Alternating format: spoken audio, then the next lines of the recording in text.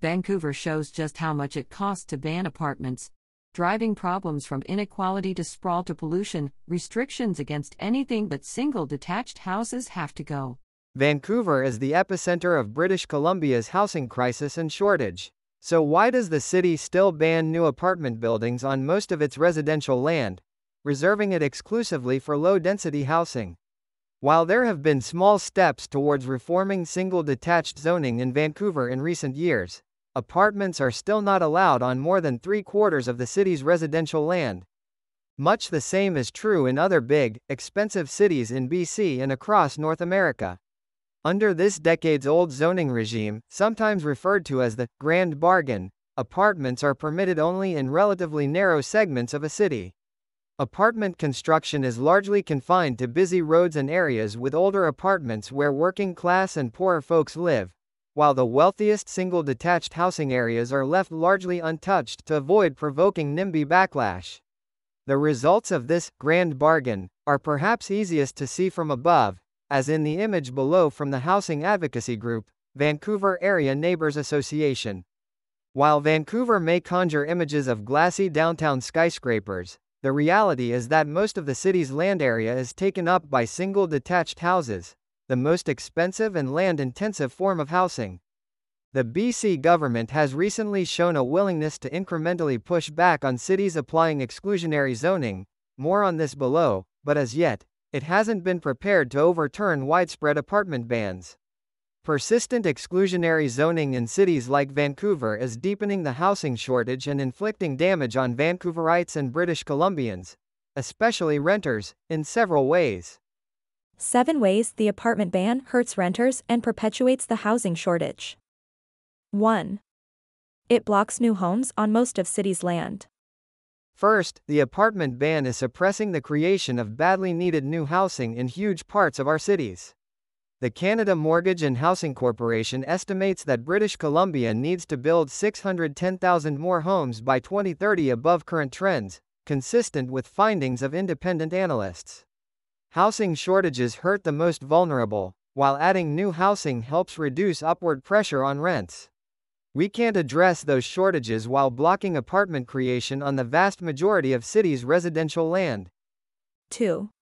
It drives renter displacement and the loss of older, more affordable apartments. Second, the apartment ban in single-detached areas is driving displacement of tenants in existing apartment areas.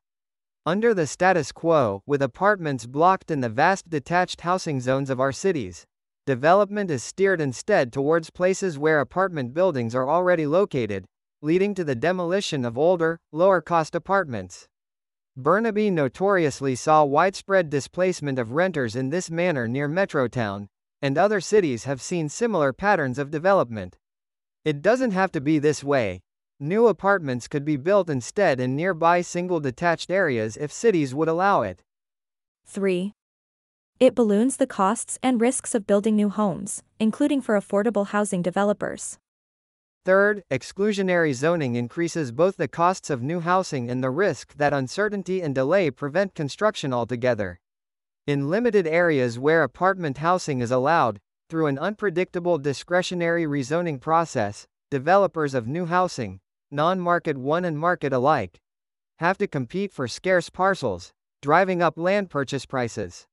As a result, even well before a rezoning process, exclusionary zoning artificially increases land prices for the sites where apartments are allowed by keeping them scarce.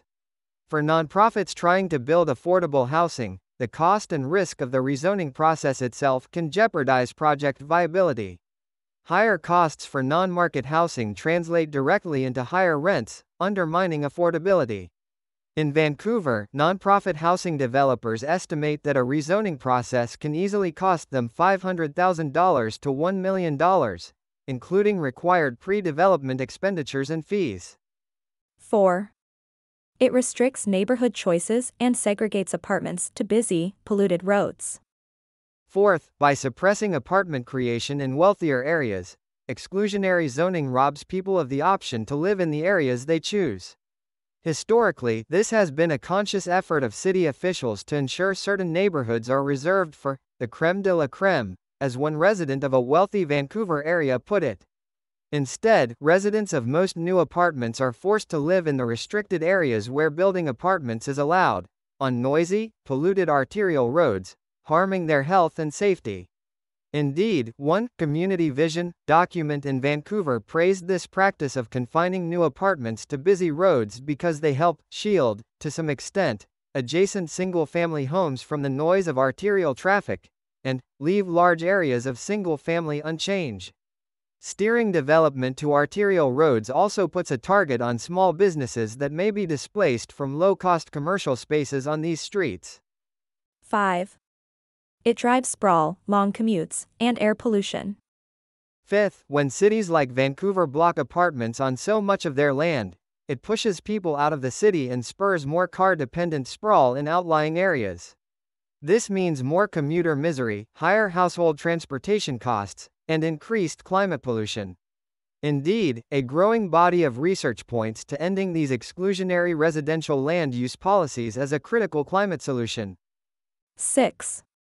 Its resulting sprawl costs more for public infrastructure. Sixth, channeling development into suburban sprawl increases public infrastructure costs. It's much more expensive to provide roads, sewers, schools, transit, and other public goods in sprawling suburban developments than in more compact communities. As a recent Metro Vancouver report confirms, higher density development forms are associated with lower per capita municipal expenditures for streets and highways, sewer, water, and solid waste. The continued imposition of the apartment ban makes addressing long-standing infrastructure deficits more difficult and expensive across Metro Vancouver. Within cities like Vancouver, denser neighborhoods also contribute proportionally more to the city tax base than do areas with sprawling detached housing, even though providing public infrastructure to the latter is more expensive. Allowing more apartments in low-density areas would increase and broaden the local tax base and help fund important infrastructure investments that have been long neglected. 7. It widens inequalities and hurts economic growth by limiting people's opportunities. Seventh, excluding people from large high-productivity cities like Vancouver by blocking apartments means excluding them from job opportunities and higher wages, which hurts economic growth and increases inequality. In short, apartment bans make everyone poorer. Advocacy, provincial policy, and the election. Advocates are increasingly pushing back and shining a light on exclusionary zoning and its harms. The group Abundant Housing Vancouver regularly organizes walking tours to help people see how exclusionary zoning affects cities on the ground, including in a recent tour of the ultra-wealthy Shaughnessy neighborhood. The Vancouver Area Neighbours Association has helped organize support for new rental and non-market apartments in areas like the wealthy West Point Grey neighborhood, where the voices of opponents of new housing usually dominate. With a provincial election fast approaching, where does provincial housing policy fit in this equation? British Columbia is head and shoulders above any other Canadian province in taking action on housing policy, and the provincial government deserves credit for that. But the action still doesn't match the scale of the housing shortage in many important dimensions, including on zoning reform. In a step forward, BC legislation now requires cities to allow small multiplexes in areas formerly reserved for single-detached houses. However, this falls far short of allowing apartment buildings, and cities like Vancouver are implementing the multiplex policy in a highly restrictive way that will limit its benefits.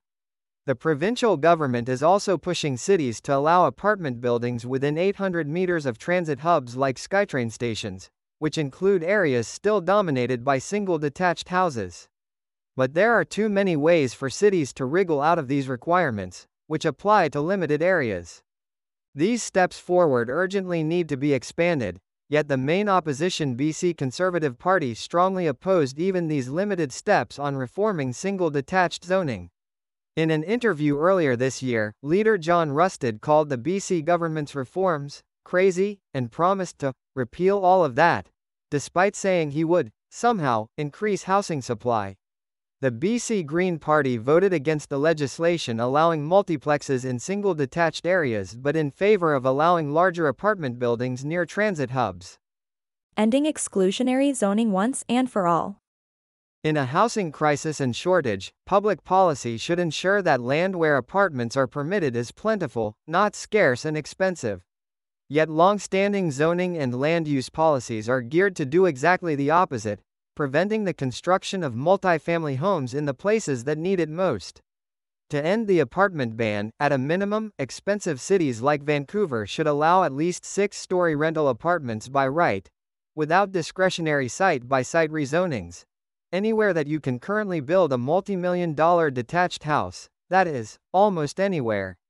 Additional density should be permitted for non-market housing specifically, ensuring public and nonprofit providers are in a strong position to acquire land when competing with private developers. If cities like Vancouver are willing to finally end the apartment ban on their own, that would be welcome, but their records are not encouraging.